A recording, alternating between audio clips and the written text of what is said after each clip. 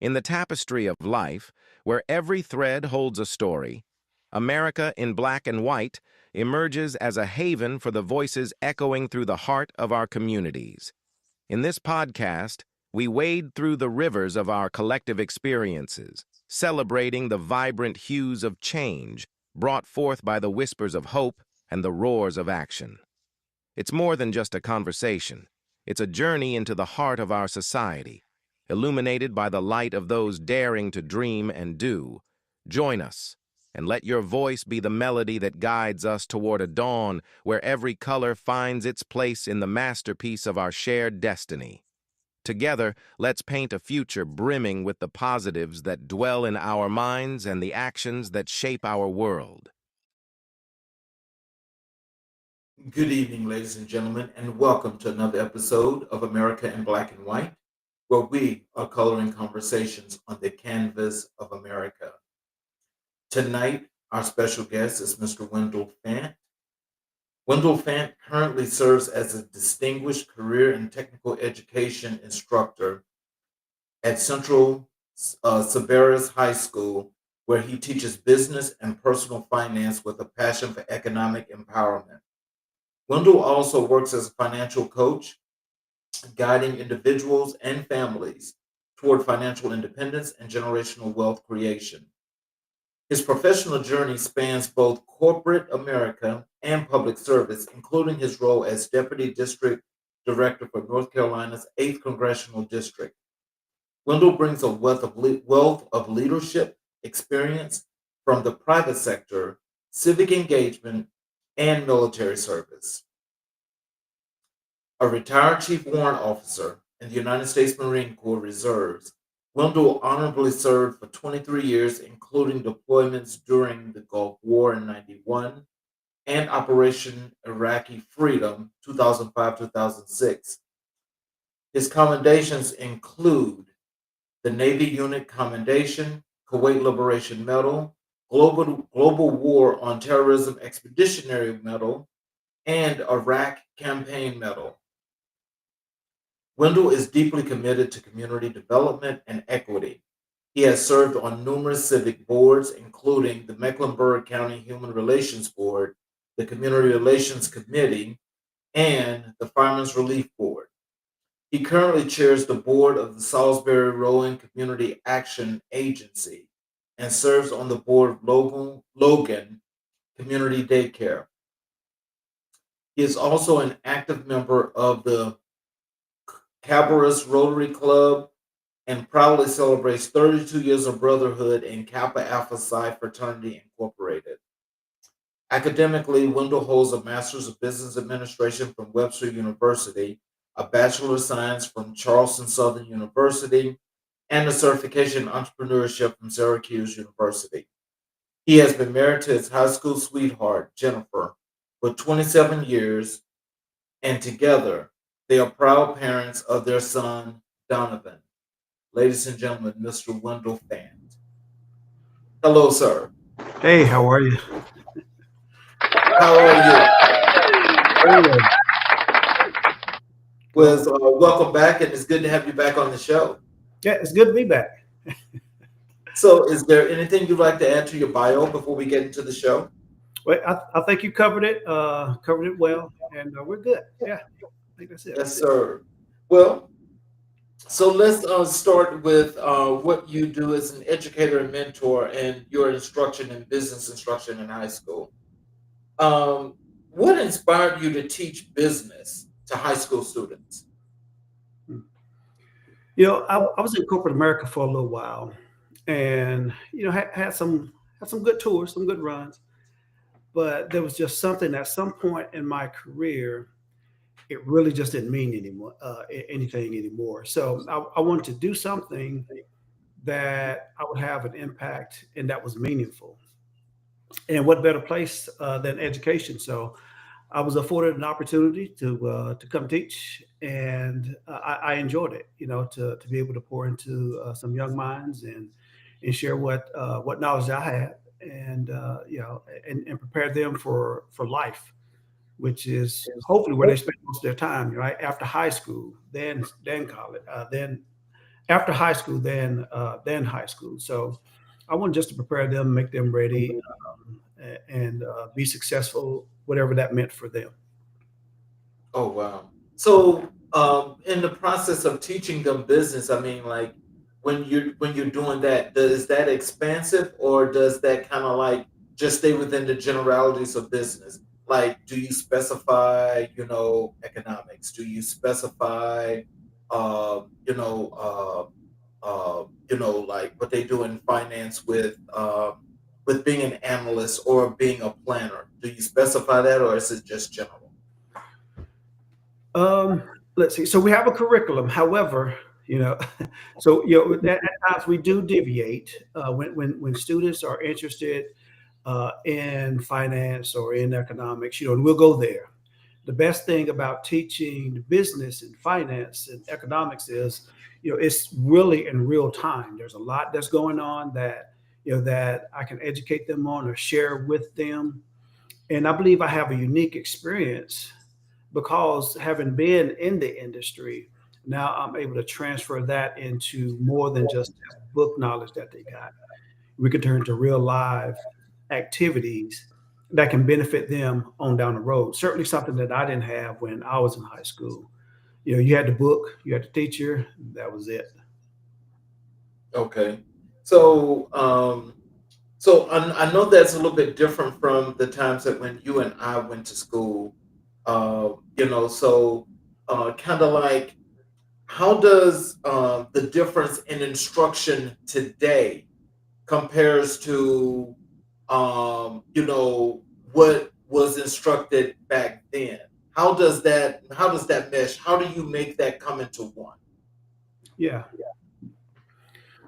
Well, so the goal is really to, you bring that book to life as much as possible.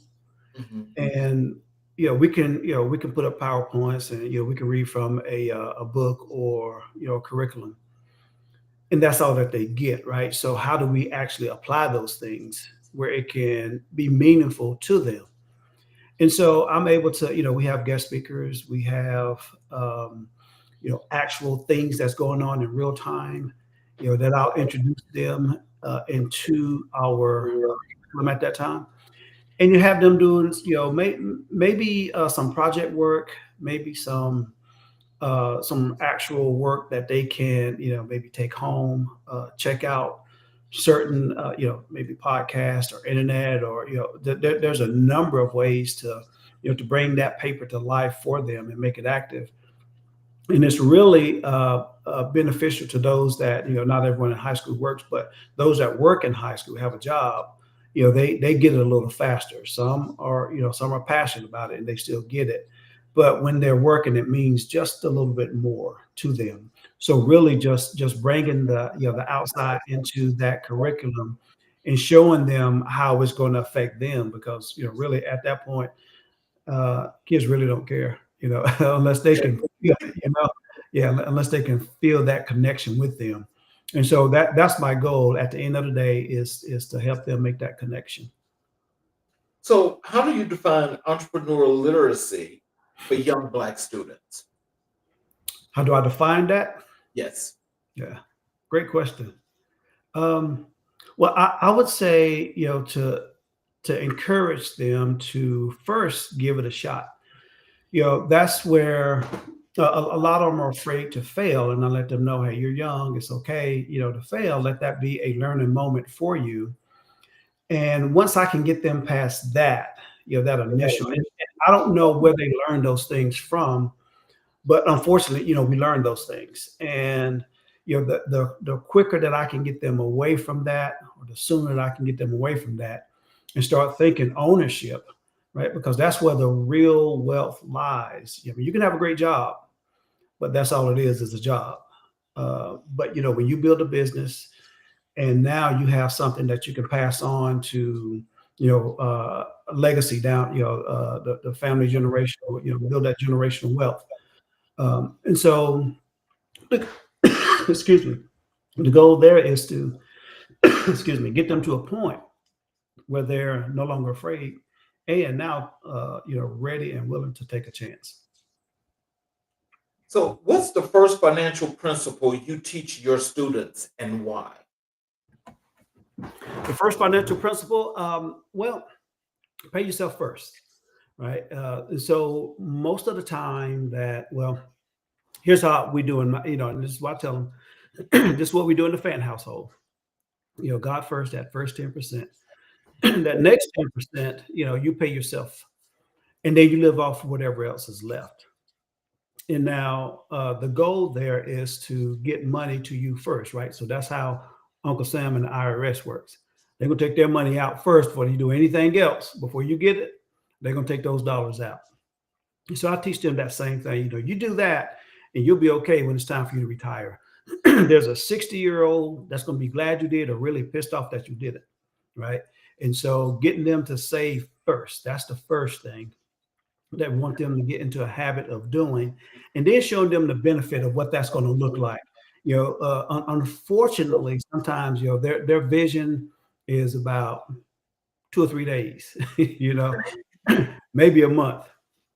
But to get an 18-year-old to see what it's going to be like in 60 years, and it comes, and we all hoping that it comes, and it comes fairly quick, right? Even though it takes, 40 something years to get there at that age, it comes, and it comes pretty quick. We can all reflect and look back, man, where did the time go? I wish I had known then what I know now. And so I really don't want any of my young budding entrepreneurs to live through that life saying, man, I wish I had this information back then. And so, I don't want to hold the information. It does me no good if I don't share it. And so my goal is to get it out there and then get them to put it into practice. So, what are the interactions like in class, especially when you guys get on specified subjects like, let's just say, economics? What are the interactions like?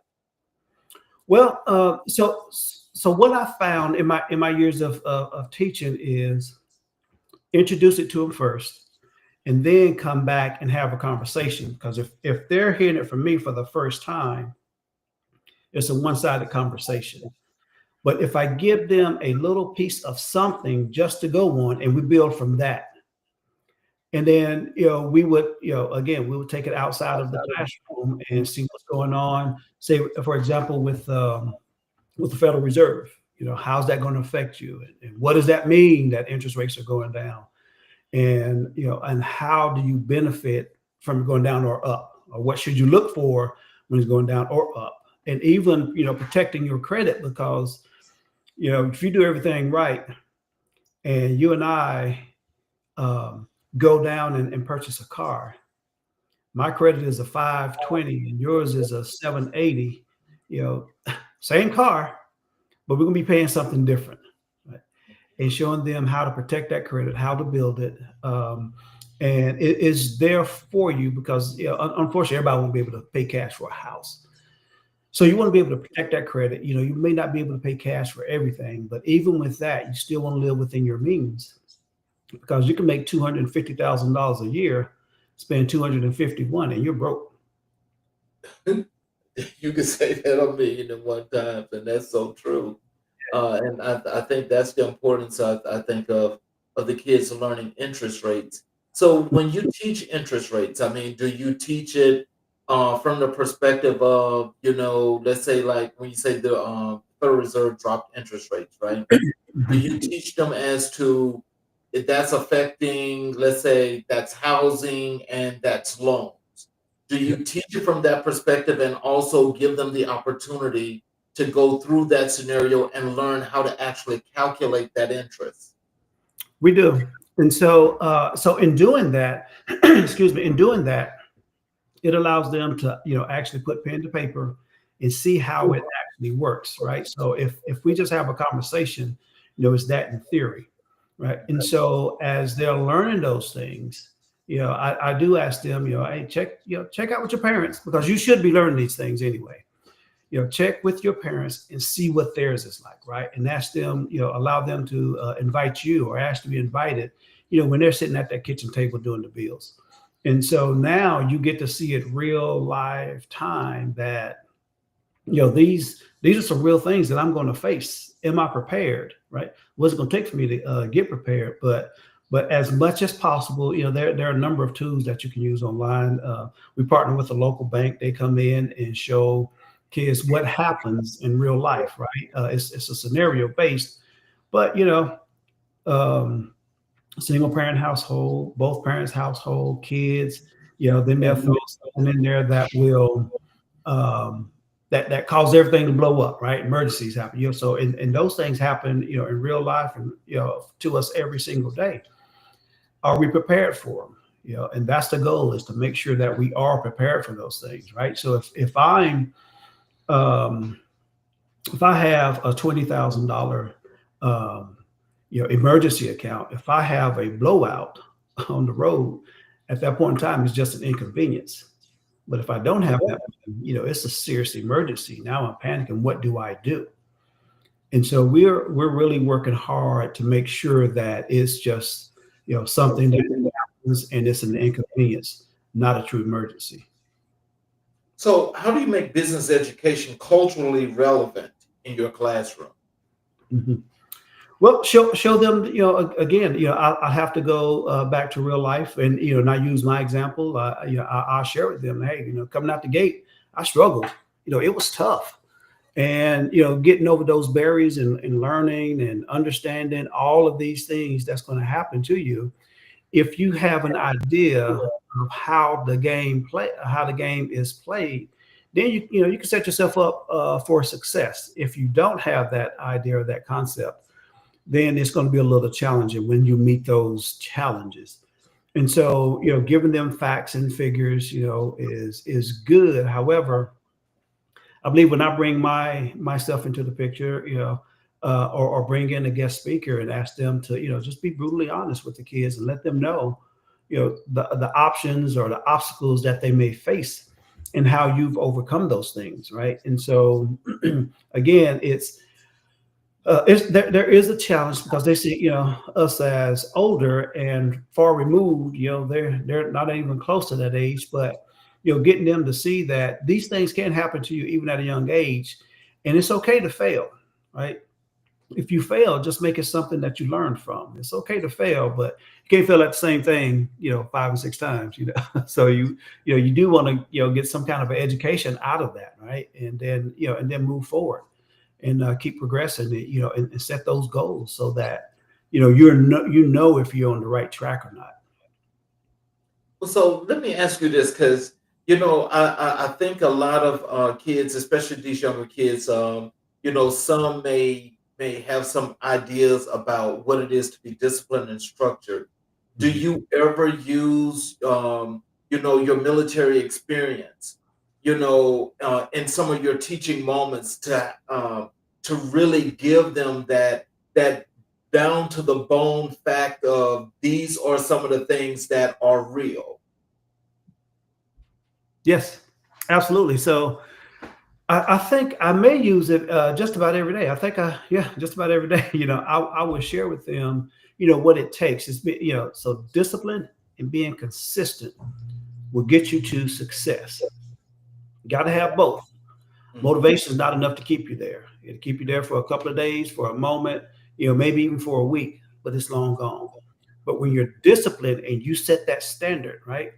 If I'm in business, I'm going to make 15 calls a day, not 14, 15, right? Or more. So you start to set that standard. But when you make that, if you don't have the discipline, it's really tough. And not tell them about the Marine Corps and boot camp and what it took to get everyone on one accord, because you've got at the start of boot camp, maybe 90 individuals, and that's 90 different ideas and concepts about what they think discipline is. And so now the drill instructor's job is to show us what that means and how to work as a team. And your discipline could really cost someone their life if you don't have it, right? And so it's that important. And I tell the students that, I'm the way that I am because, I want you to be successful, and having discipline is certainly a key factor in that equation. And the Marine Corps has done an amazing job with me, not only me, but others as well, in instilling that discipline. and and showing them what that looks like. They know I'm always on time, right? They know I'm going to be consistent. They know I'm going to be firm. I'm going to do what I'm going to do what I said I'm going to do. And and being consistent, they'll see that, and then they start to buy in at that time. Mm. So, what's a moment when a student's breakthrough reminded you why you teach? Very few times, but there have been times during the school year. you know, um, I'm known as a tough teacher, but I'm also known that they also know that I care, and I am extremely tough, and I'm rigid, and I'm dialed in. My expectations are extremely high, and I tell them, hey, if that bell rings and you're 3 feet from that door, and you're not inside that door when that bell rings, you got to go get a pass, right? Ooh. Yeah. so, so that's the way that I am, but I know it serves a purpose for them, to be on time, and they know that the expectations is when it comes to me, and and how rigid that I am, or can be, but they know that I care. I'll start out with about 28, 30 kids, and it'll dwindle down because unfortunately some kids don't want to do that work. But getting back to that original question, uh, at the end of class, I have a number of students, or I'll see them in the hallways, the following semester or something, and they'll appreciate it. During graduation, I'll have a number of students say, I appreciate you being tough on me, and I understand now. And so that to me is worth more than I can get paid. It's the biggest check that I can receive, is knowing that what I was aiming for, I achieved. How do you balance textbook theory with real world applications? Mhm. Um, well, I'll let them know, hey, textbook is textbook, right?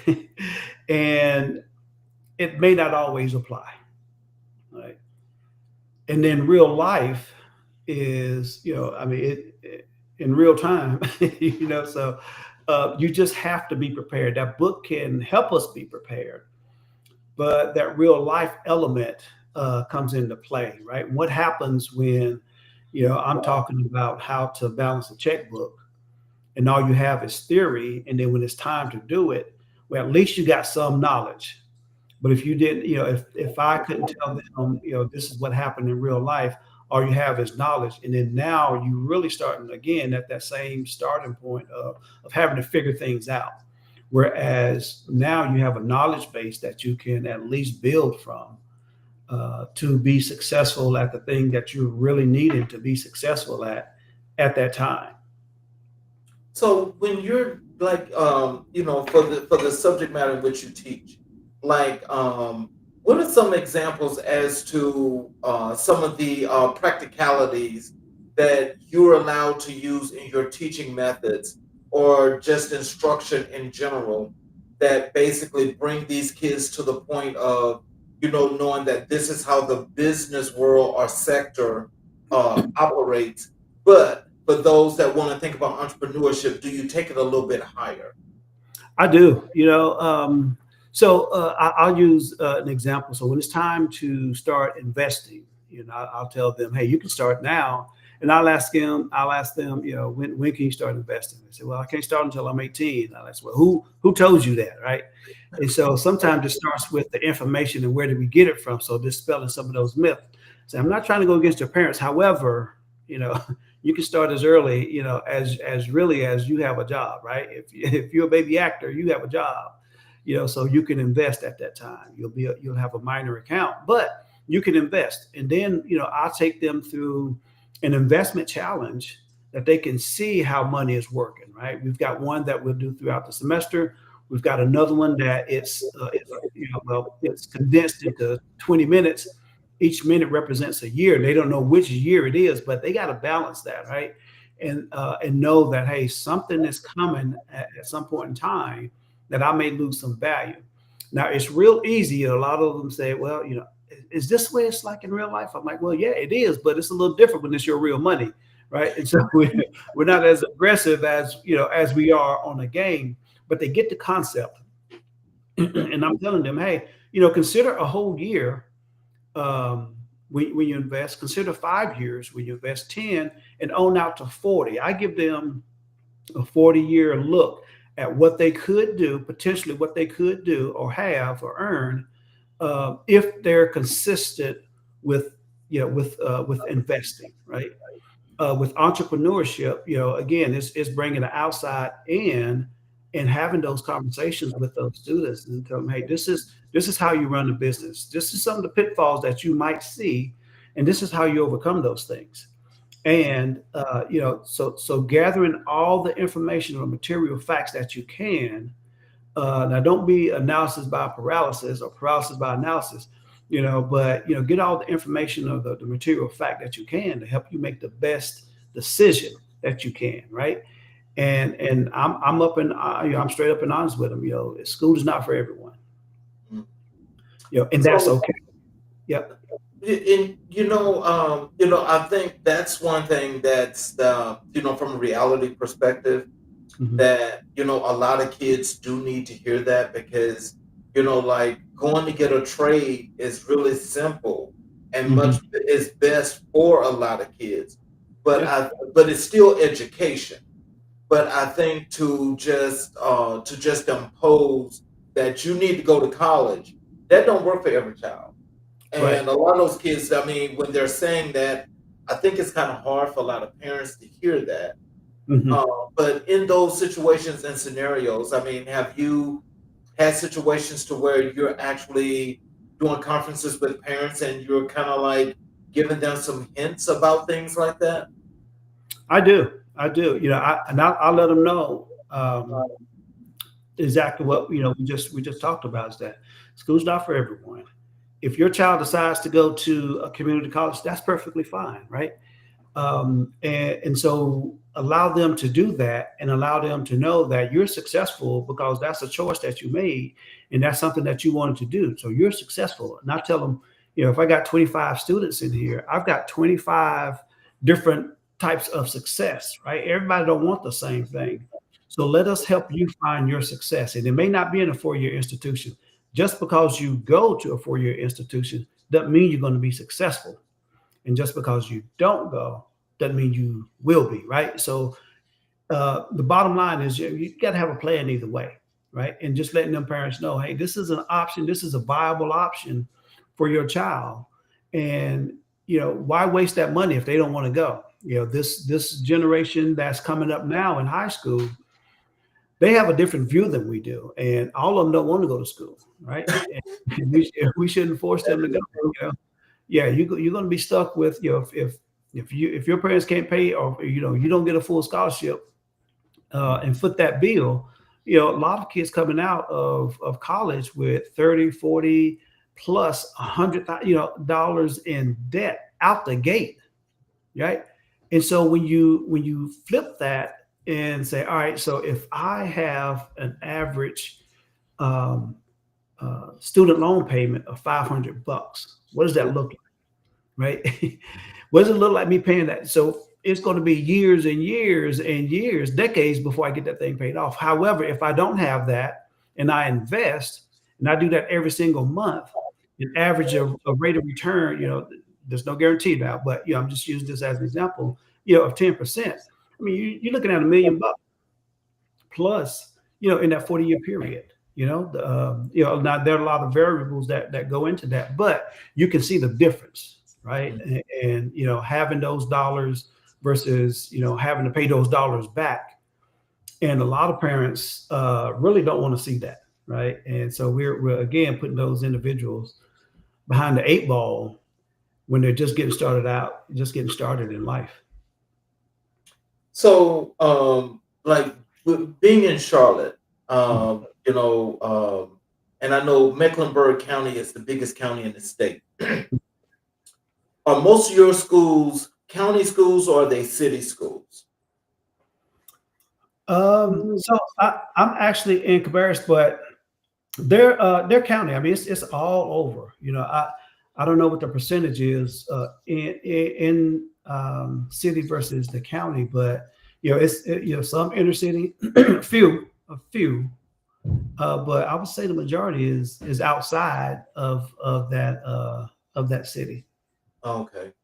Yeah. Okay, I was just wondering because I know, like when they make those determinations of schools that they say are failing schools, schools that are passing schools, then they put the category of private and public. Then they do what's the other thing that they got now? Uh, the other kind of school that's taking the money from the public schools. The Yeah, charter. yeah, those schools.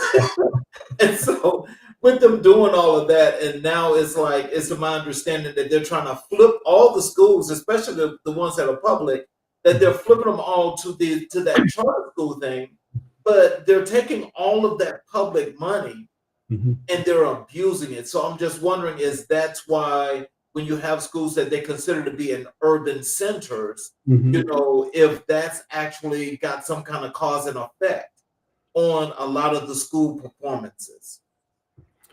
I'll be honest, I'm not sure. Um, I do know that you can't always throw money at a situation. However, the conditions do make a difference, right? If I go to work, feeling nice and with some nice clothes on, I feel better, right? And I'm going to a nice place to work. That's different than going to a place where it's run down. The people that you're around are not particularly motivating. That can have an effect on the outcome of an individual or a community. So I believe that, I mean, you've got a lot of teachers in some of those situations that care, but you also have a lot in that situation that don't care. you know, that's not throwing shade, but that's the truth. You can tell those by wishing Friday would hurry up and get here. Thank God it's Friday. I'm like, I'm thank God. I'm thanking God for every day. Uh, every meal Thanksgiving, and it's a privilege for me. It's a privilege to be able to share and pour into these students, and so that they can have a successful, whatever it is that they're trying to find success with. So that's my goal ultimately. But I work to make those conditions, for the best, right? That is going to be best for them, and let them know it's about them. It ain't got nothing to do with me. This is your education. You should demand more, right? This is yours. Your parents paying for it, those tax dollars, whether you think so or not. But just make it yours. Well, see, I got to go back and I think I asked that question wrong because that was my main premise is the environment of the schools. So in your school, can you describe what that environment is for us? At the school that I'm at, Yes. yeah, yeah. Let's see. So I'll say that we've got a lot of teachers that really care, right? And you can tell, right? If we have a student that is going home, well, that has no home to go to, yeah, we have some teachers that would take them home if they could, So that's how much they care and want them to succeed. We have an amazing administration that cares for our students and hold them accountable. We have, in my department, I can speak, specifically with my department, career technical education. Our goal is to get those young minds prepared for, what's coming ahead of them when they walk out of the school for the last time to be successful, right? And they know that we care. They know that we want the best for them. And when we have that opportunity to share that with them, as soon as we can get them to buy into it, it's a win-win situation. We're able to teach and teach more, and then they get to buy in because they're wanting more. But overall, I mean, it's an amazing community. They've got a number of trusted teachers that they can go to if they got some situations going on. They've got counselors that care and make sure that their well-being is first and foremost. And even when there's a clash, and it happens with teachers and students. I had one. You're gonna get some that just don't mesh, right? And so for me to be an individual, I'm the adult in the situation, but for me to be an individual that's going to say, well, no, they can't go anywhere. That's you stay in my class. If it's not a good fit, it's not a good fit, right? We wouldn't work in that environment, and so we're asking them to learn in that environment. So it's really not fair. So we'll make the adjustment if it's going to benefit the student. Mhm. So, what's the biggest misconception students have about money? The biggest misconception. Let's see. The biggest misconception. I'm not sure, but I know one thing that they don't understand is how it works. Ah, Yeah. okay. Um, and I tell all of my students, don't go to work for $20 an hour.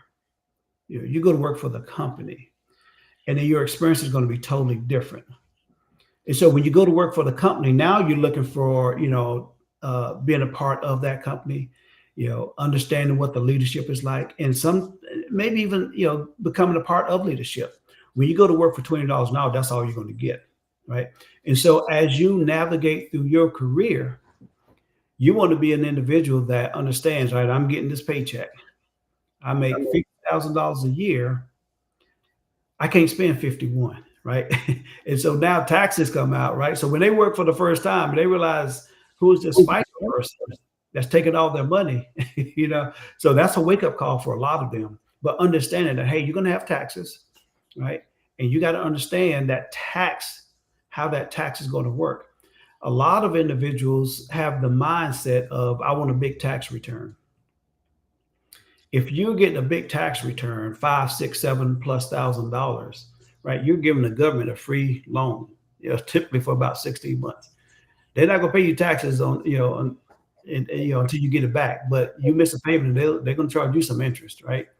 So understanding how taxes work, getting as close to zero as you can, right? Because if you're getting a big tax return, that's money that you can use throughout the year, right? And then you can make ends meet. You can do a better job with your budget when you got more. And understanding that, putting your money in a place where it can work for you, and understanding that, hey, if I put it in a savings account, I may not even understand what a savings account is, right? That's for savings. You're not trying to, own the bank. But if you're putting your money there for retirement, it's a terrible place for it. And understand that retirement, you're going to need those dollars to grow, right? And then the younger you are, the more aggressive you can be, so you can have the opportunity for those dollars to grow. And so understanding how money works in that way can help them, when they're 30, they start to see it grow. When they're 40, they start to see it grow exponentially. At 50, they're like, man, this thing really works. At 60, they can retire with dignity, right? And if they work, it's a choice. It's not a have to. It's something that they choose to do. Yep. But if they never got that lesson, one simple lesson, rule of 72, right? I tell them, I start them out with that rule of 72. What's that? Well, rule of 72 shows you how fast, it's a formula to show you how fast your money can double. And so when you're investing your money, now past performance is not a guarantee of future results, but you get an idea of what it's like, right? So if you net rate of return 3, 6, 12, you can see what that's going to look like down the road. And so giving them that one little piece of information can go a long way. And it's one small piece of the puzzle. However, they got that piece, and now they understand how money works, a little bit of it anyway, right? When you get that check, start budgeting, pay yourself first, because oftentimes we pay ourselves last, and what's left comes, right? And learning to live like that, because down the road is where you're going to need it. We're not always going to be able to work. And if you got the funds to be able to retire and retire early, I mean, that's great too. But if you got the funds and you no longer need to work when it's time for you to retire, you can do that too. How do you incorporate legacy building into your curriculum? Yeah. I use me as an example for that. Again, I work to be an open book in my classroom, and so I tell them, hey, my goal is, so wealthy folk, no, well, broke folk plan for the weekend. Wealthy folk plan for 3 generations, right? And so, the money that I am saving, I want to be able to use it. However, I'm thinking about 3 generations down, and what is that going to look like? And when you do the math, I mean, it really doesn't take a whole lot, right? If you're looking at 3 generations down the road, 75 years, I won't be here. However, I'm probably going to have me and my wife will have an oil painting, in my son's house, in my grandkids' house, because hey, we left the legacy, right?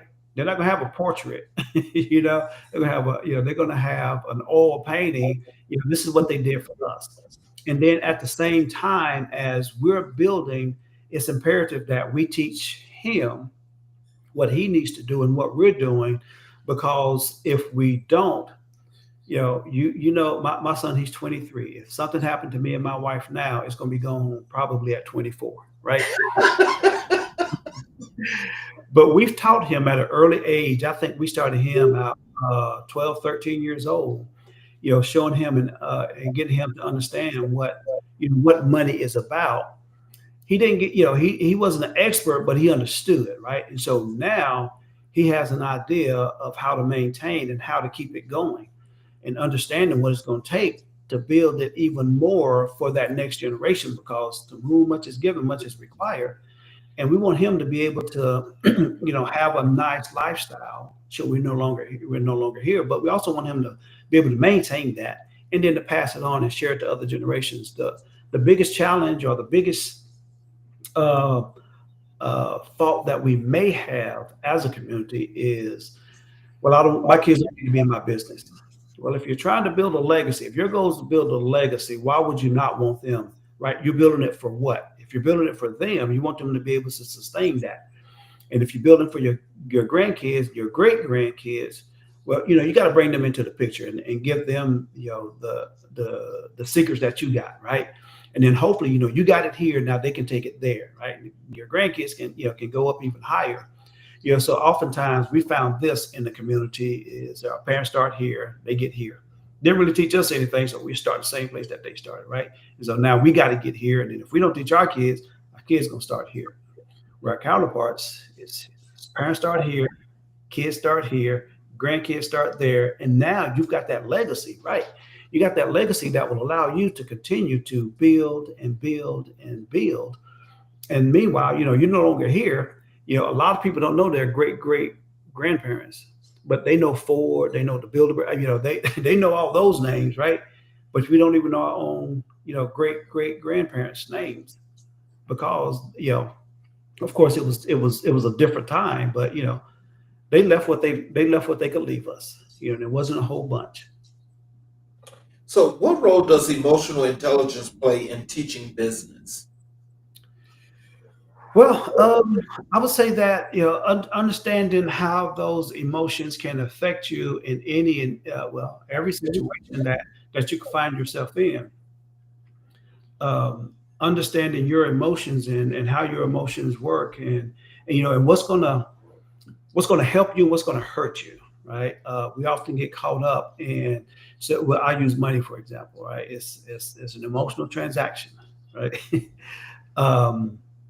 But understanding how that money works and knowing what it's going to take, it can take some of the emotion out. Because again, if it's play money, I'm all in, right? If it's real money, I'm emotionally tied to that, and I don't want to lose it, right? And by me having that mindset, I don't want to try anything. I don't want to start business. I don't want to lose it. I got a family. I got to stay here in this house, this nice, comfortable place. I'm not trying anything, right?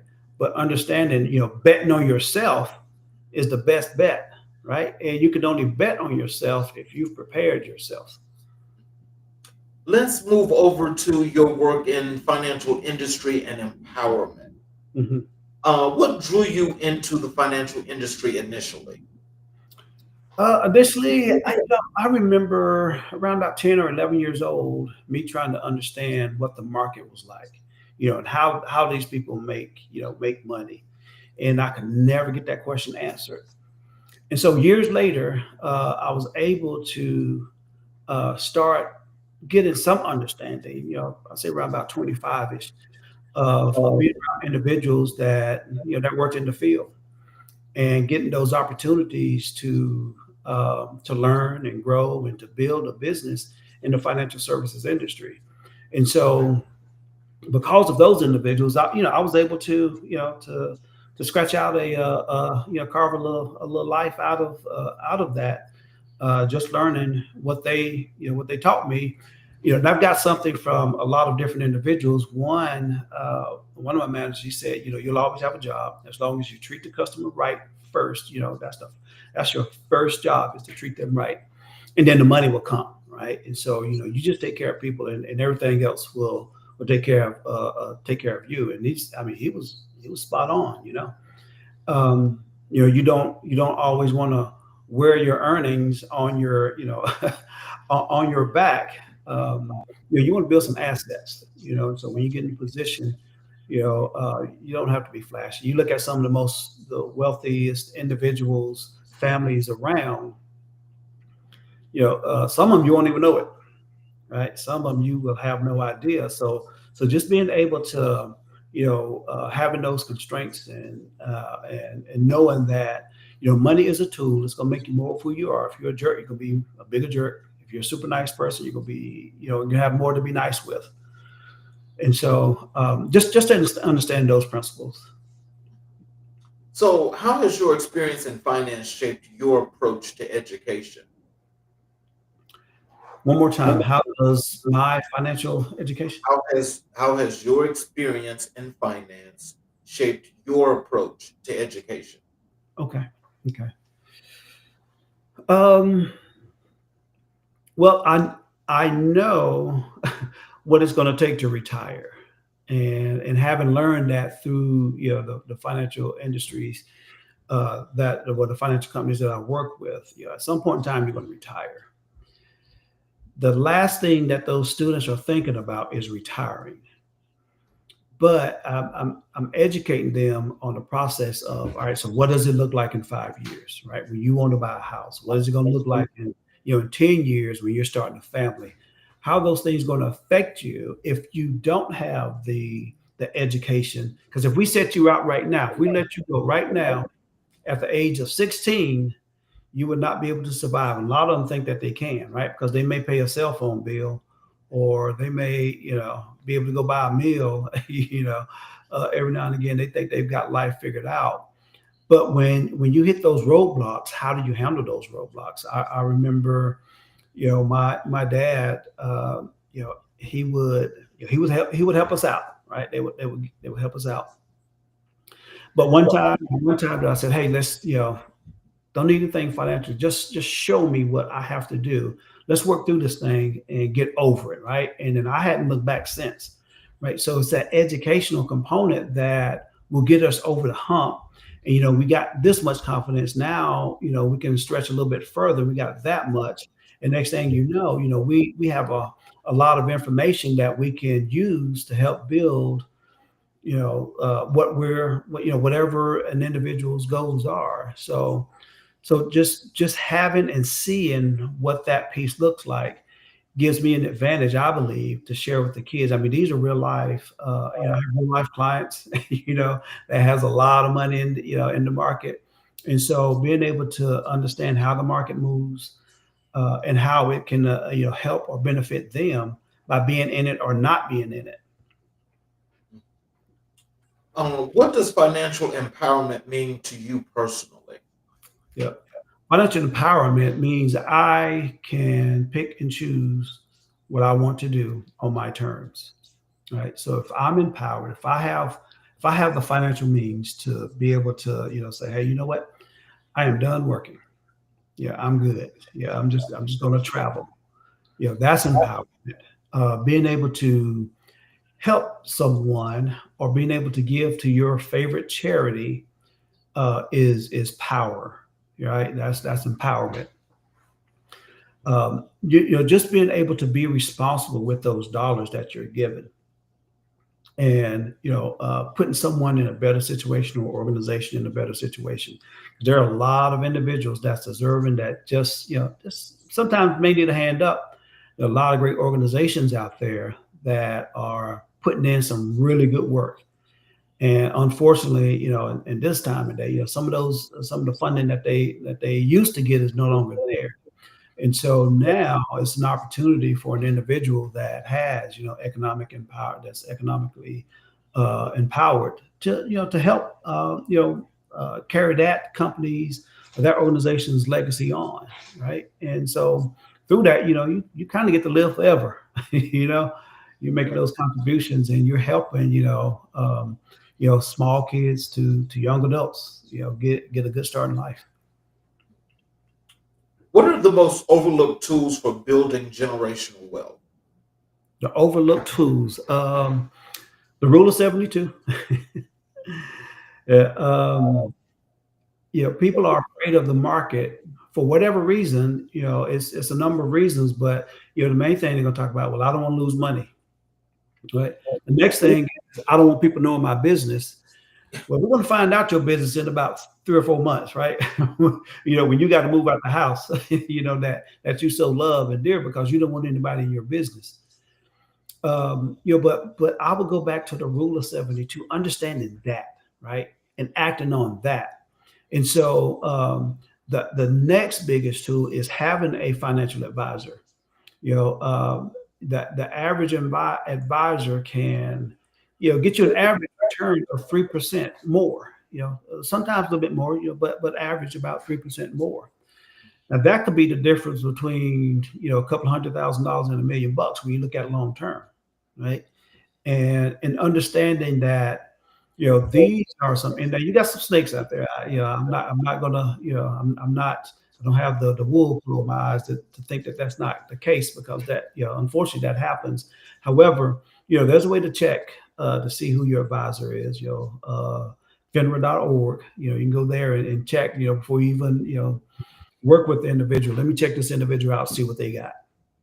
But rule 72, getting a financial advisor, creating a plan and sticking to that plan. Budgets or spending plans, sometimes they feel they're overrated and that's too much work. But I'm gonna tell you, that's what the wealthy do, right? They have a budget, and even if that budget may look different than yours, but it's still a budget, right? Yes, it is, most definitely. Yeah. They may have a budget to spend $100,000 on cars in a year. Yours may be 4,000, but it's still a budget. And I would say that getting around individuals that can lift you up, because if you're the wealthiest and the smartest in the room, we all know that then you're in the wrong room. And so, because you can always learn, you can always gather some more information to help you make a better and more informed decision on what it takes to build that financial wealth that you're hoping to build. How do you help families move from survival mode to strategy mode? Yeah. So that takes an honest conversation. If we're looking at and this we'll call this a dry run. All right, give me your expenses and let me see what you got. And they say, well, I don't have any. So okay, give me the checkbook because now the checkbook ain't gonna lie, right? You got something going on. And if we're really going to have an open and honest conversation about getting you from survival to strategy and planning mode, this has to happen. Okay, now we've gone and looked into that checkbook and seen that, you've got $300 in eating out, another $200 of entertainment, and a number of these things. And so when you look at that and we say, now you've got a house look like it has a lot of groceries in it, try eating in this place, the kitchen, it's called the kitchen, right? Try eating there, for a month and seeing what that looks like. Take what you did last month and see what you really didn't need. And then now moving forward, we're going to save those dollars, right? and we got not going to make it painful. But however, there has to be some sort of shock. There has to be something that's going to get them to say, you know what, well, first they got to commit. Yeah, this is something that I want to do. Create a spending plan where it's not too rigid, where they can't do anything, because if it's too painful, who wants to do that, right? So now that spending under control and showing them that they actually can do it. And then from there, we're going to look at, do we invest or do we knock out some of this debt? If the debt is so bad that you can't do anything else, we freed up some dollars. Now let's show you the most effective way to pay that debt off. And when we start dwindling that debt down a little bit, now we can get you to a place where you can start investing. And retirement looks totally different than if you have debt versus absolutely none, right? You might be able to make it on Social Security if it's around, but it's a totally different conversation going into retirement with absolutely no debt, which is the goal that I want to get my clients to be in a position where you have no debt, but you also got a lot of money that you can do some things with, right? You can give to your charity, you can travel. You can give the grandkids, pay for their school, right, and help them get a good start in life. So there are a number of things that we do once we get them out of that survival mode and get them thinking differently than what they thought, maybe their whole life. So, what's your take on credit as a tool versus a trap? Oh yeah. So earlier, we talked about, everybody may not be able to pay cash for a house. That's a huge bill, right? And especially today, a few years ago, the price of housing was just skyrocketing, and then on top of that, the interest rates were, they were going through the roof as well. And so, being able to use that credit and having a good credit score can benefit you. But at the same time, when we got my son when he was in college, we got him a credit card that was attached to us, that this is for emergencies, and pizza is not an emergency, right? And so showing him, and I show my students, and I show some of my clients, what that looks like when you pay off that credit card, how much goes towards interest and how much goes towards that principal. And the difference will knock you flat on your backside, right? And understanding how that's going to work, how it's going to benefit you, or how it's going to hurt you. If your credit is jacked up, it's going to hurt, right? And you're spending that credit card because it's convenient. Put it away, right? If you're spending that much on a credit card, you can't afford it, right? And so that's another hard conversation. Sometimes, as an advisor, you may have to have with the client. We got to put them away, right? You've got 10 credit cards. Why 10? You only need one, right? You only need one. If you don't have enough cash, okay, that'll be your emergency, right? But oftentimes if you're going to rent a car, get a hotel, you may need a credit card. But even then, if you do decide to use those cards or that card, and just have a plan to pay it off. The minimum is not a plan, right? And we're talking about less than a year, have a plan to pay those things off sooner if you can. If you can't do that, just wait. There's nothing wrong with delayed gratification. It feels better when you can pay it off, right? And now you don't have that debt hanging over your head. Well, we live in this society now, especially with these younger folks. I think they call them Gen Zs. Yeah. Everything has to be instantaneous. Yeah. I want it now. I want it now. Yep. There is not that. It's like the one thing that's so hard, I think, to teach or to help these younger folk to understand is that sometimes when we talk about earlier about discipline and structure, discipline and structure, and you playing it out the long game. Yes. That's the whole premise. But now everything is so instantaneous, and I don't know where that came from, but. And just looking at that, now I'm going to be honest with you, because I've got some younger nieces and nephews, and I know that instant gratification thing just runs me totally crazy, because I'm like, well, what do you mean? Because I don't quite understand that. Yeah. But it's got to be now. If it ain't now, then, okay, they don't want it.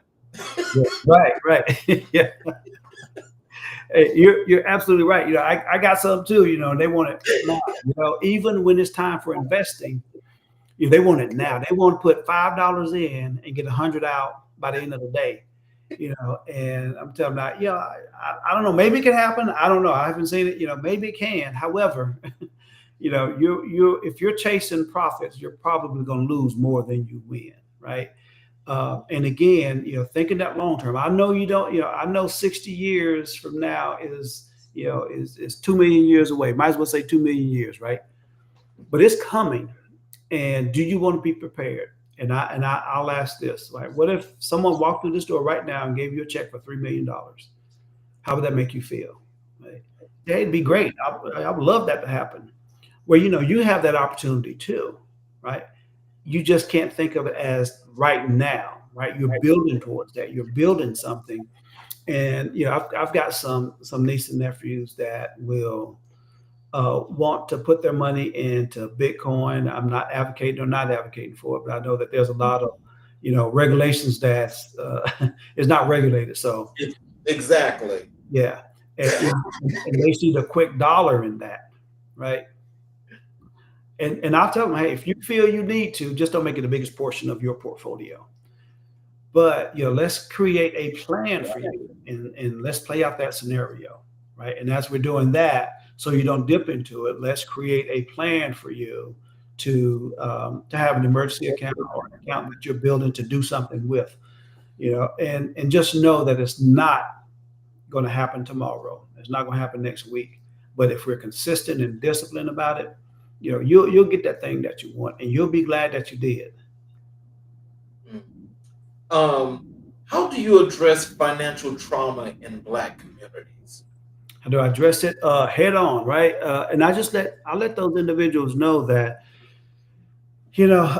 for years and years, we didn't always have those pieces of the puzzle that everyone else has. But now there's absolutely no excuse for you not to have those things, right? I mean, something simple as a wheel. That's too much. Yeah, I hear that. That's too much. Well, try dying without one, right? And it's really going to be too much.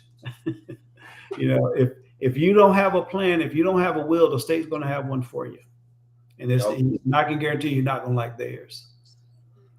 Plan you can have a lot of say from the grave, right? And you can have a lot of say even when you are here, as you're building. If your kids ain't right, and they're gonna go through that money, and at your demise, age 20, 30, and 40, right? And so we know that they'll have those dollars. And just be open and honest with them that there's no problem with where you are, but if you stay there and we know that we can fix this solution, and you don't want to, then that is an issue, right? And if you want to fix this, we can, but it's going to take, it may take a lot of sacrifice. It may take you, 2 or 3 years before you start to see or gain some sort of traction. But that 2 or 3 years is going to come and go. And how do you want to live that 2 or 3 years right now? Do you always want to be in the stage of survival, or do you want to build something and now you're seeing your net worth grow, right? So we always talk about getting a pay and how much money we make. Somebody can make, again, $250,000 and be broke, right? Whereas you may have someone making $50,000 a year and have a net worth of $500,000. And so you want to change the conversation. The conversation with the millionaire and the billionaire is different, right? The conversation between people that don't have $1 million and $1 million is different. And so you want to be able to have those conversations and know that those things are possible.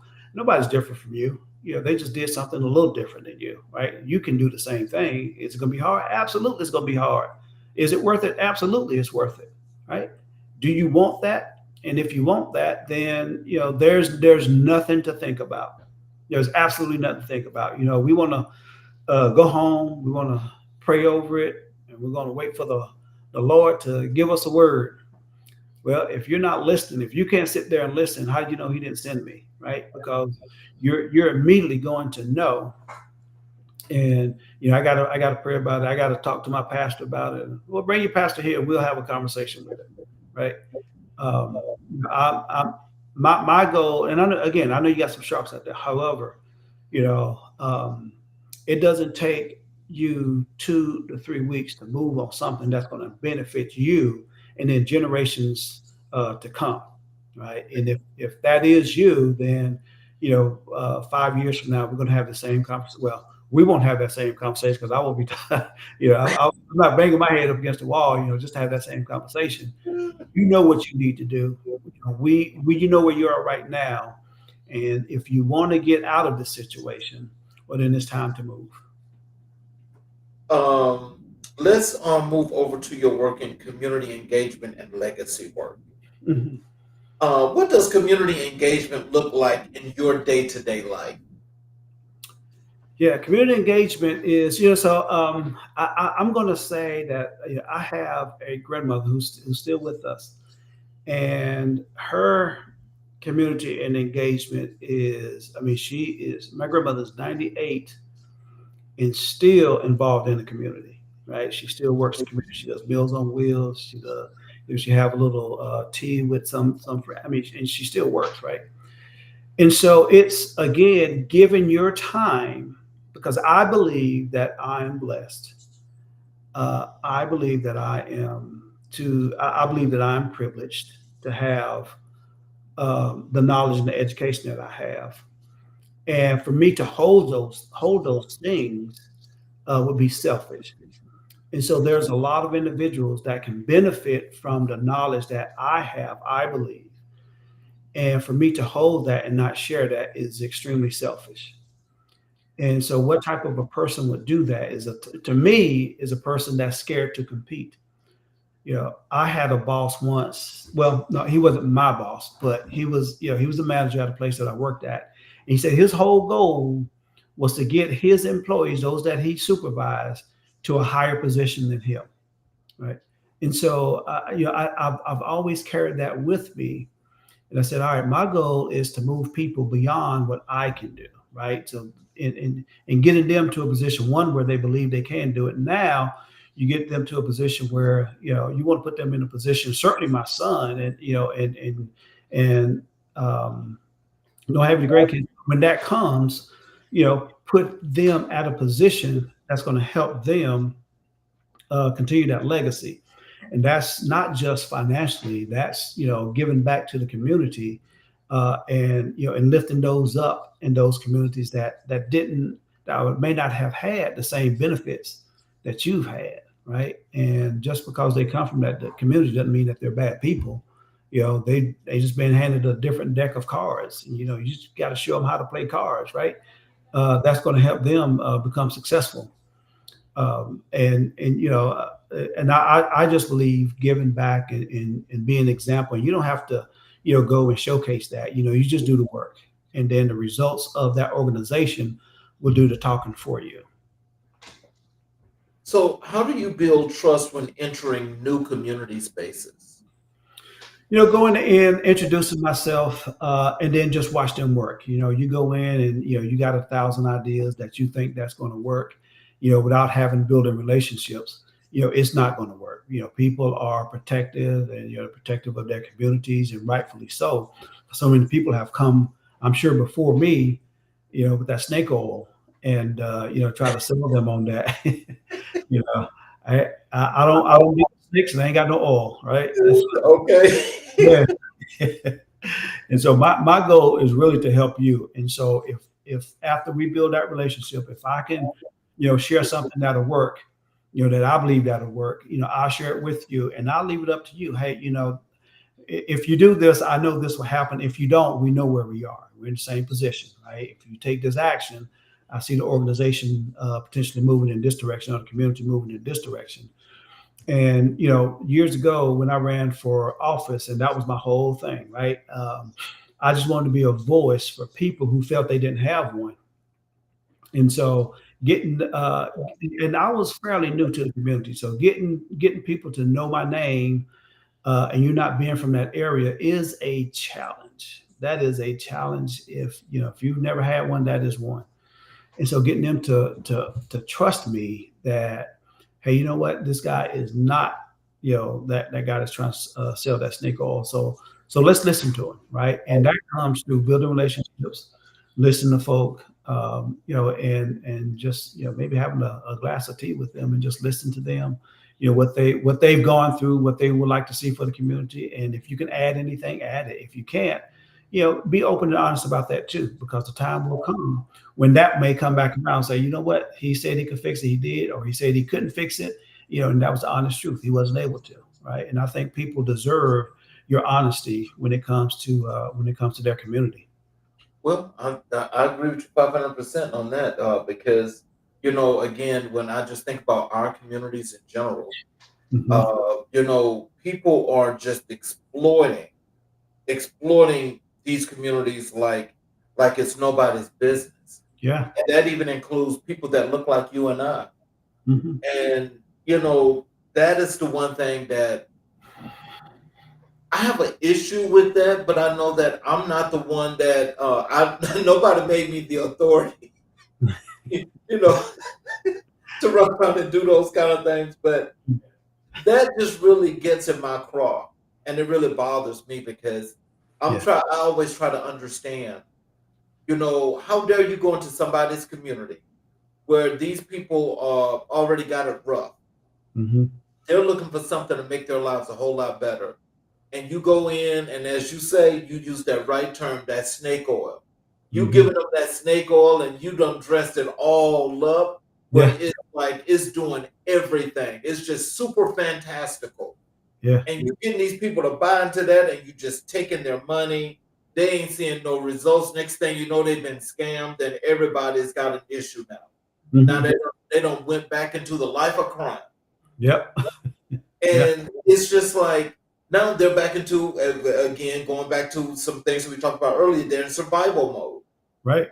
and so when you put people in survival mode, I mean, they got to do what they got to do, but Mhm. also at the same time, if they weren't dealt, as you say, they didn't get that deck of cards that was a good deck, then I think it's just more than a right, Mhm. for to go back and to help. And that's what I love to do.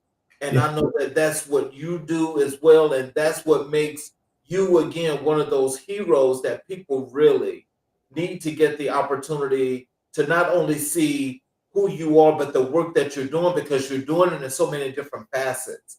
And Mhm. so when people get to see that, I think it gives them some kind of a ray of light, you Mhm. know, but the hope factor goes up. But it's a lot that's got to go into that. So I mean, that's just about time.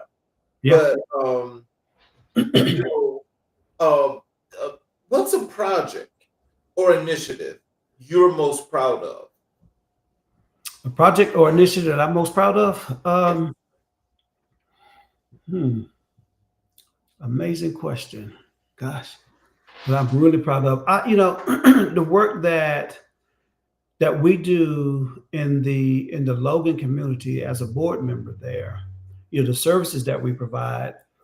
It's a 5-star daycare, and it's community driven. And the teachers, the director, that of that daycare, they've built an organization that the community can feel proud about, right? And they're happy to have it. And the alumni from that have, in every walk of life, they come back and they have their success of what they've done. Um, and so I would say that is one that I'm really proud of, to be a part of that organization, to help drive um, that organization to become one of the premier organizations in the county. Um, I am I'm working on. I haven't gotten there yet, but building a next gen of financial advisors that I think will help years down the road. We have the wall of wealth coming, And there's a shortage of advisors, and there's also a shortage of African American advisors. And so, to help educate that next generation that's going to lead this generation to even have more abilities to build wealth. And so, a goal of mine is to train some individuals that's going to be able to take that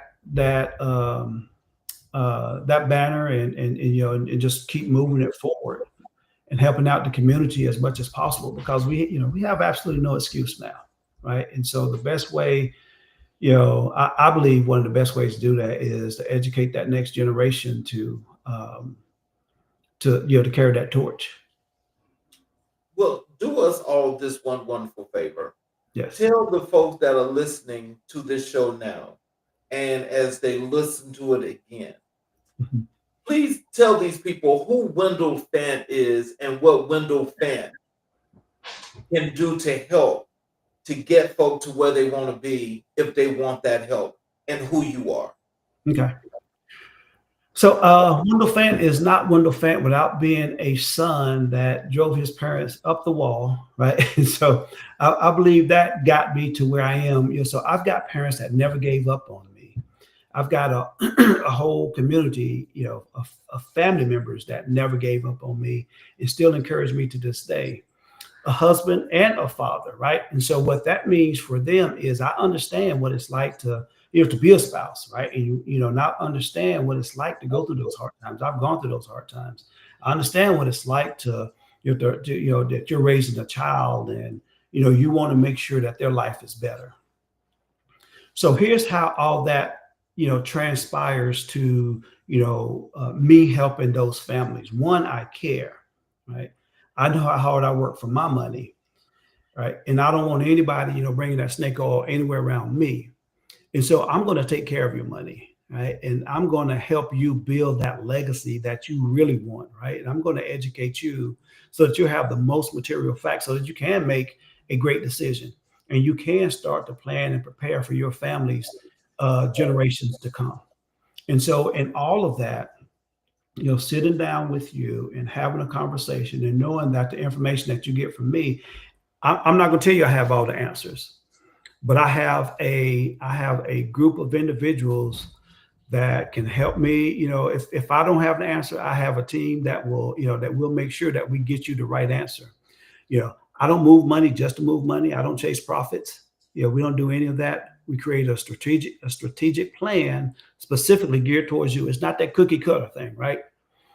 And I'm not, I've worked for some of the companies. I'm not going to name names, but I work for some of those companies. This 800 number. Right now you call, you're going to get John, right? And you're not 100% sure what you got from John, so you call back, and now you get Kim. Kim tell you something totally different than what John told you. Now you got to call the third time. You're getting the information that should have taken one call and should have taken 5 minutes. Now we're at, an hour and 30 minutes, and you still don't have the information. And you still look shaky on the information that you got, right?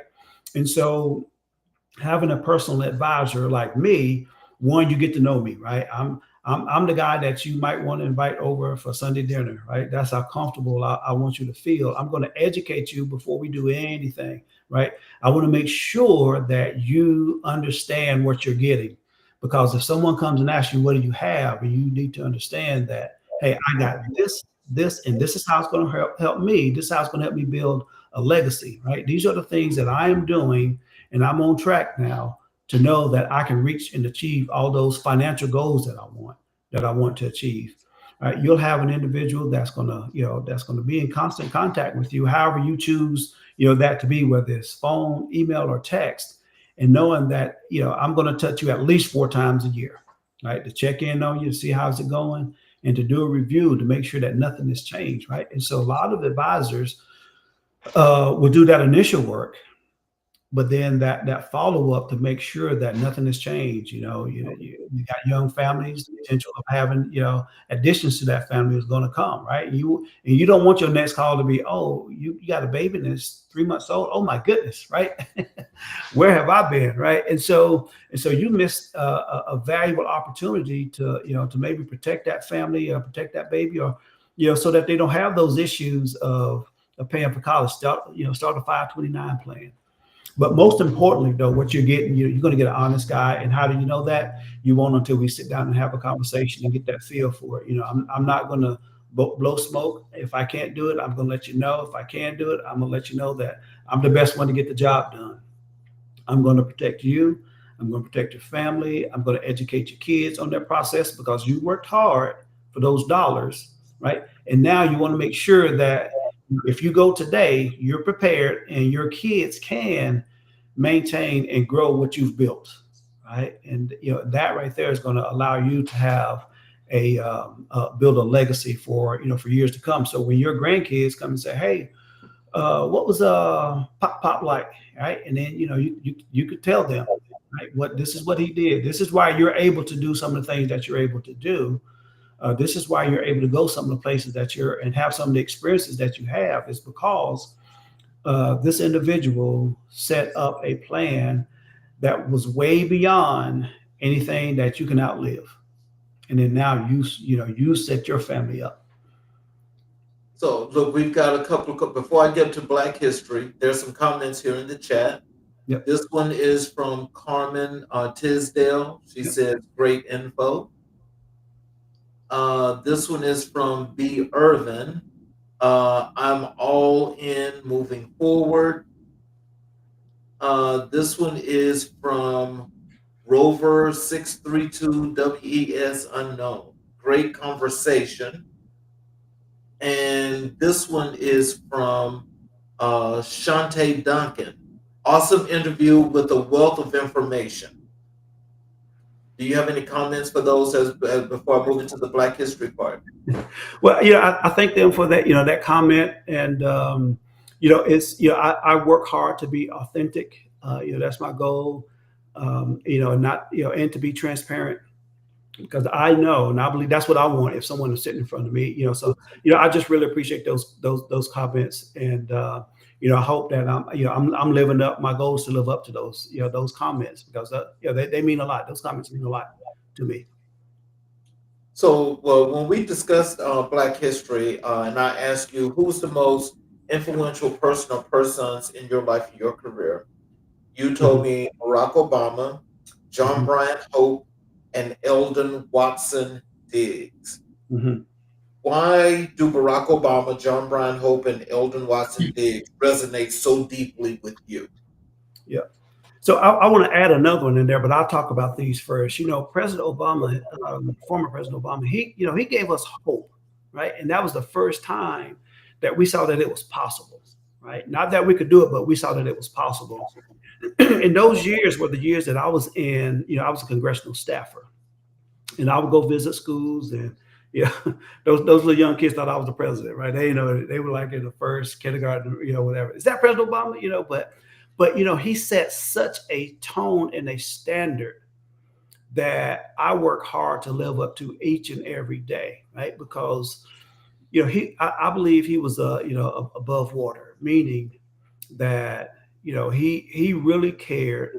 When he go visit those devastated counties and cities, and with the Sandy Hook, and you could tell he was genuine and authentic when he would hold one of those little babies, right?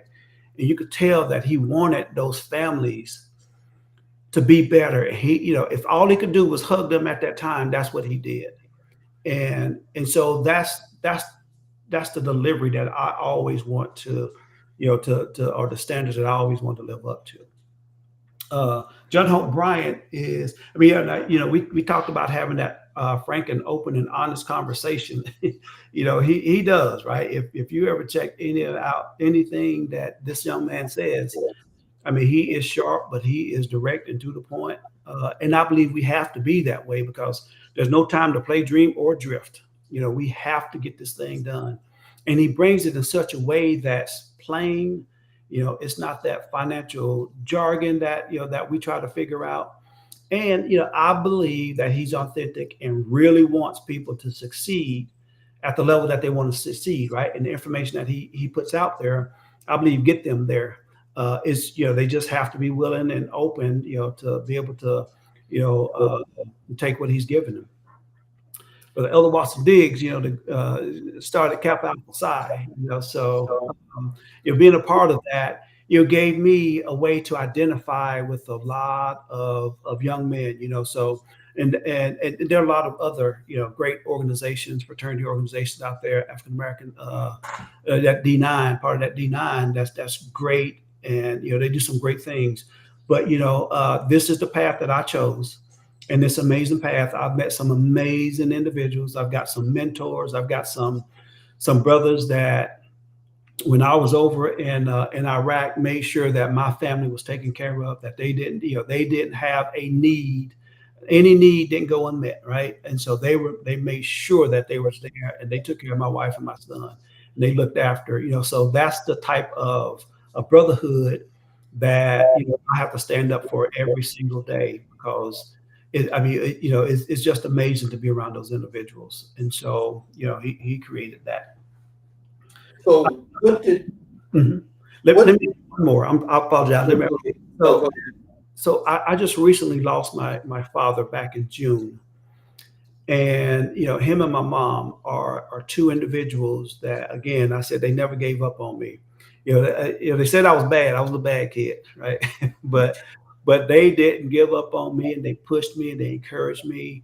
And my dad left a legacy that I'm able to to move forward. And the things that he instilled in me, fatherhood, husband, a good community guy, and work ethic that was unbelievable. And so, I get to honor him every single day because he left me with those things.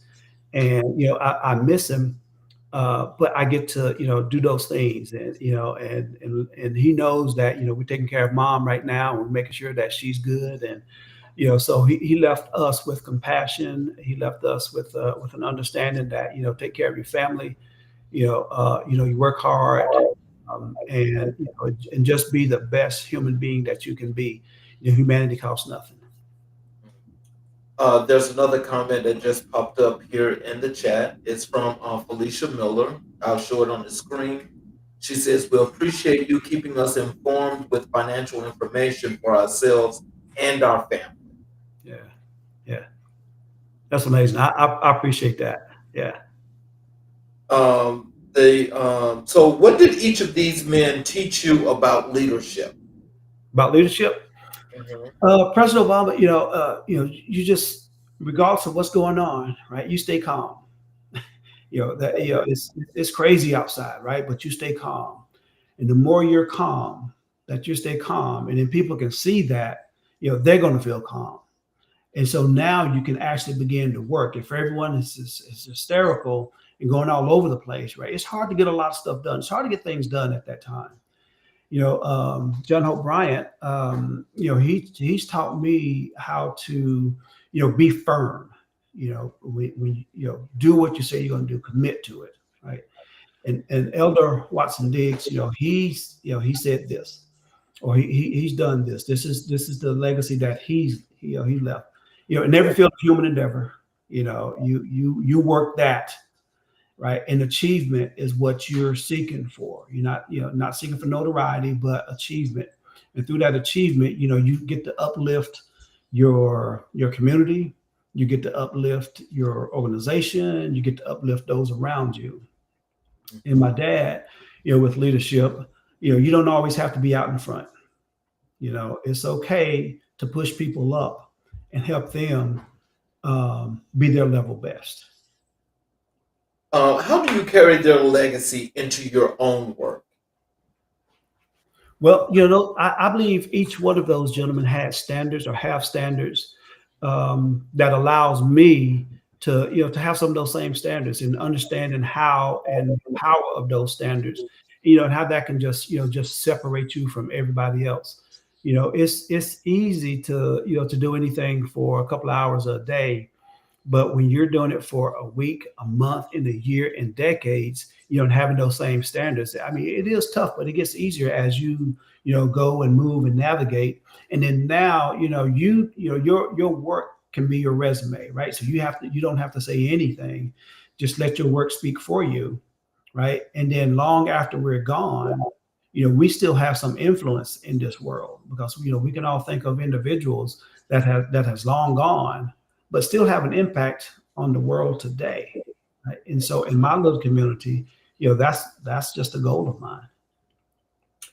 What's a quote or moment from Obama that still guides you? That still got me. Guides you. I like the his book, Audacity of Hope. Mhm. And since and I haven't, I've heard that word before, but when he brought it into play, it's really it really made me think about the person that I am and what I need to present, right? The audacity of hope, right? How dare you have hope, you know? So he gave me that, right? And so now I'm, everything's, I have the audacity to think that I can save, the community. I have the audacity to, know that I can raise a young man that's going to be productive and successful and have an amazing family. I have all of those things that's associated with the audacity to do those things. John Hope Bryant, you can be around 9 broke folk. Real soon you're gonna be number 10, right? So you got to watch out who you're around. So yeah. So, how did John Brian Hope's educational legacy shape your teaching philosophy? He's straight up and honest, right? I mean, he is firm and he is solid. And I believe that this game of life, when it comes to finances, is just that important, right? We don't have time to play. I don't have time. Your life is too important for me to, not give you my level best and not give you the open and honest, the work or the things that's going to help you become successful. Nobody needs that type of an individual that's not going to be honest with them. They're working to get somewhere, and he's firm on that. He'll tell you straight up, stop playing around. If you want to do the thing, let's do it. If you don't, then I mean, you really have yourself to blame. What's something about Eldon Watson Diggs that most people don't know but should? Don't know but should. That well, the organization that he started, is strong and thriving, in that he created an organization that helps build men, right? And not just men, young men and seasoned or chronologically gifted men, because at any point in time, you got the credentials to become a part of Kappa Alpha Psi. You can become that in college or in your career, and so now you get to be a part of an organization that he established. How do you honor Black history in your financial and educational work? I honor that every day. By my walk. I encourage individuals to really take a look at where you are, where you want to be, and even where you were, right? And then what kind of shape do you want to leave your community in? Now, your community could be your neighbors, right? Most of the times it's our family, that's our tribe. And so, how do you want to leave your family? What position do you want to leave them in? And so, and figuring that out and understanding what you want that to be, let that be your legacy. Let that be, the thing that you leave behind, and and that you share that with, as many people as you possibly could. What's your message to young Black men who feel disconnected from their history? Hmm. A lot of them, and I deal with this on a daily, right? And then, a young man walks by and use the N word. I'm like, come on, right? Let me talk to you. Do you know what that word means? Yes, a term of endearment. No, it is not. Right? The word, just because the years changed, don't mean the words changed, right? And that word has not changed. You go back to the origin of that word, it was nothing good. It was not, and is that how you're greeting, your younger brothers and sisters? Is that how you're greeting them? With that term that caused so much harm and means nothing good. Is that how you're greeting them? Is that how you want to be greeted?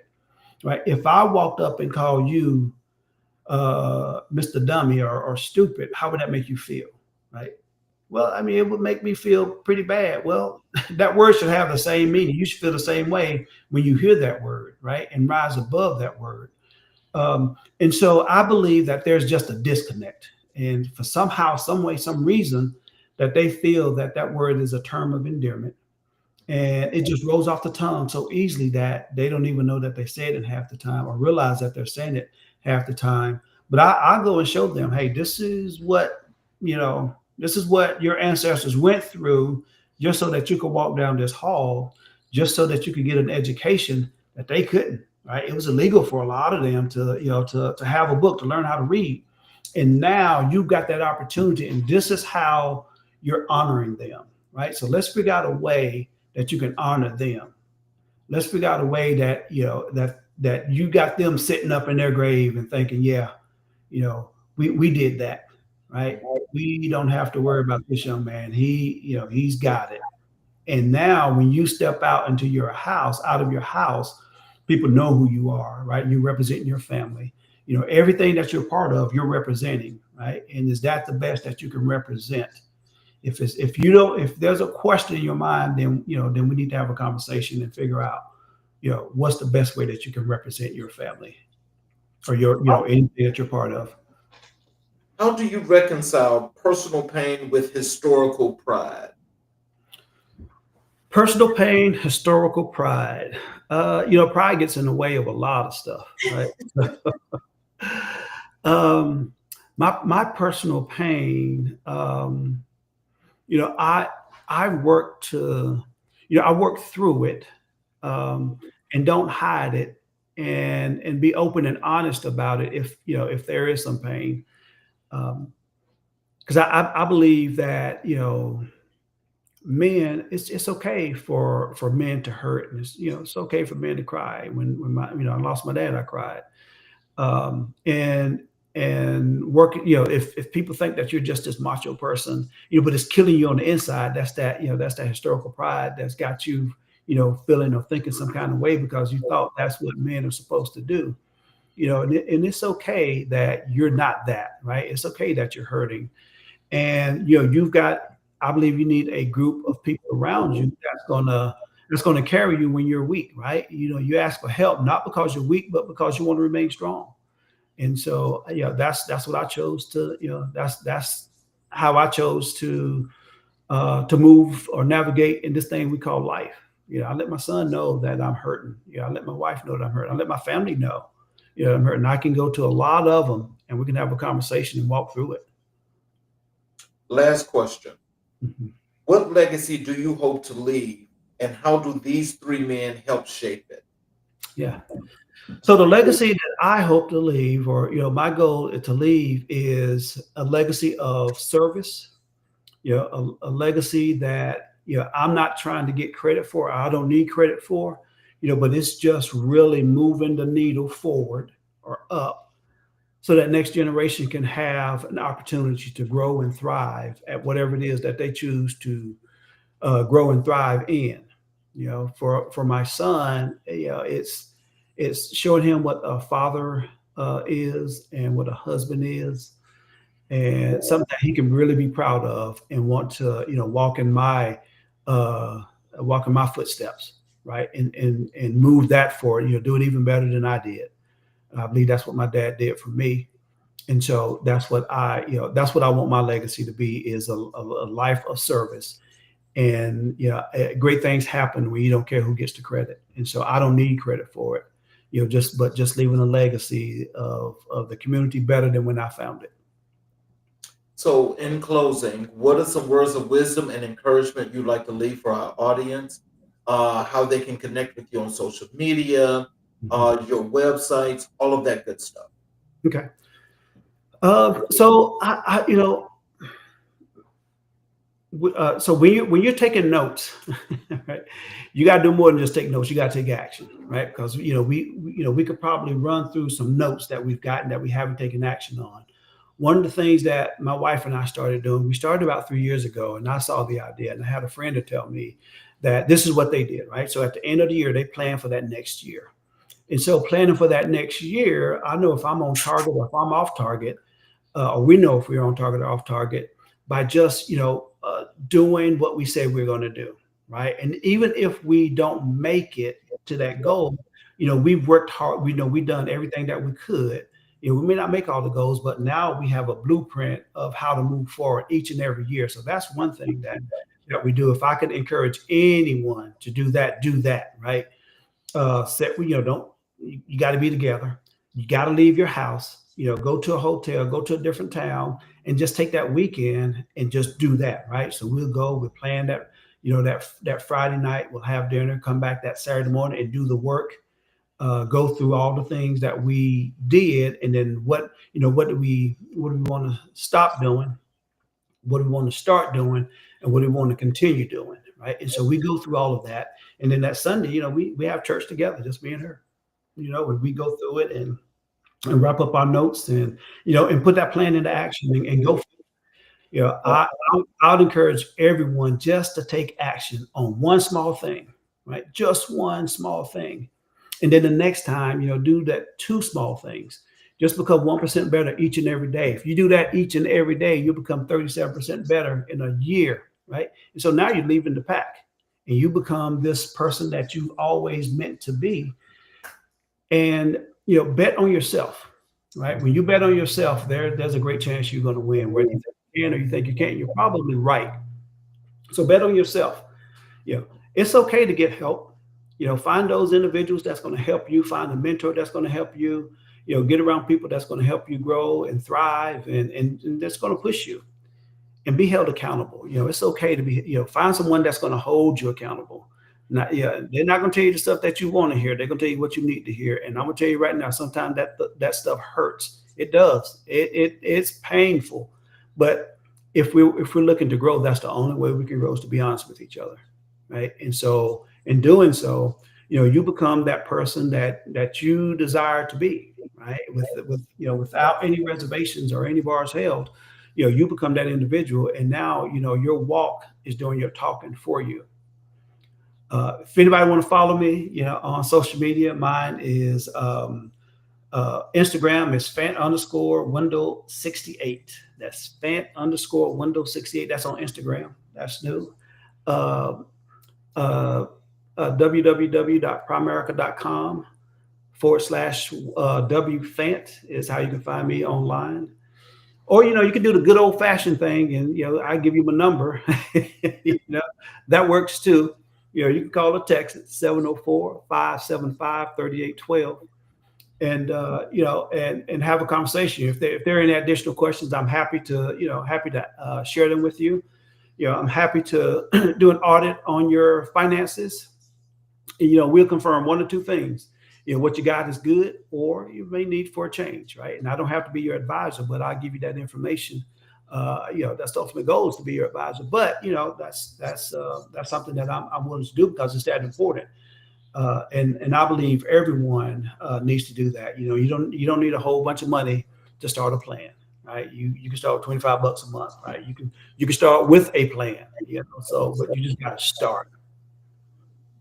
Well, I want to thank you for sharing this time with us, because once again, this has been a very good show. And I know that, it's a long time in between the cycle from your first appearance to now. But I want to tell you that from our connection on LinkedIn, from then up to this point, one thing that I can say is that you have remained, the one thing that you mentioned as we were going along, is consistent. And that consistency means more than a lot of people can really understand until they just get to that point of knowing that as they're moving through this thing called life, Mhm. that you've got to be consistent and you've got to keep moving in ways that if you're looking to create a difference or to make a difference, you just got to be consistent with it. Yes. And I really do appreciate you for coming back again. And of course, we start season 4 next year, effective January 12th is the premiere. So we've got to get you back in season 4 as well because again, you've delivered the goods once again, and I appreciate you more than you can ever imagine. Well, I appreciate the opportunity. I appreciate the time. The first time was amazing. This time was amazing, and I'm honored that you asked me again. And I'll be honored, if you have me back. And just thank you. Keep up the amazing work that you're doing. And just let's continue to grow and build, and get this community where it deserves to be. And for those individuals that's watching, I thank you for those comments. I thank you for watching, and and share this with you. Share this video with someone you think that could benefit from it, and and bless them in a way that they might not have otherwise been blessed. And again, Brother King, I appreciate you giving me this opportunity to share with your audience. Yeah, so for those of you that are watching on all 8 of our channels that we stream live through, I appreciate you more than you can ever imagine. But for those of you that are looking on the YouTube channels, if you have not yet subscribed and enabled all of your notifications, I would definitely appreciate if you would support us. And please subscribe and get all the notifications. As you all are watching and listening to the message that Wendell just gave us, he just gave us a classroom special inside the classroom and outside the classroom.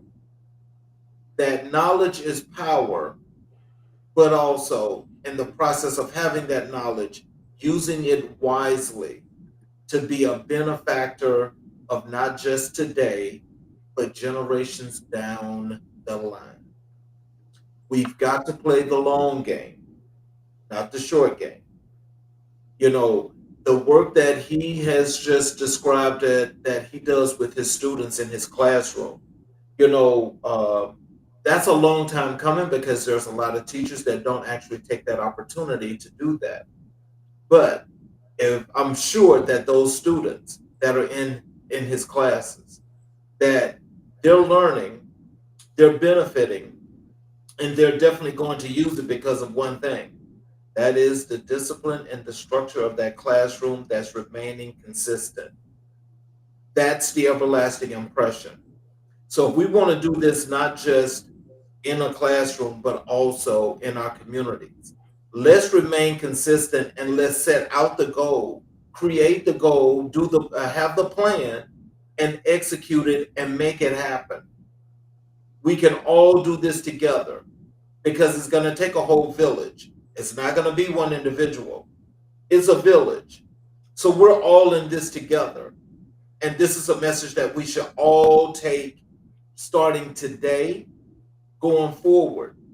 That if we want our communities to be what we want them to be, let's put something in it. Let's put something in it. Because having that capital in the community means that you've got more than you could ever imagine. It's those people outside that we've got to be careful of. I want to thank you all for watching.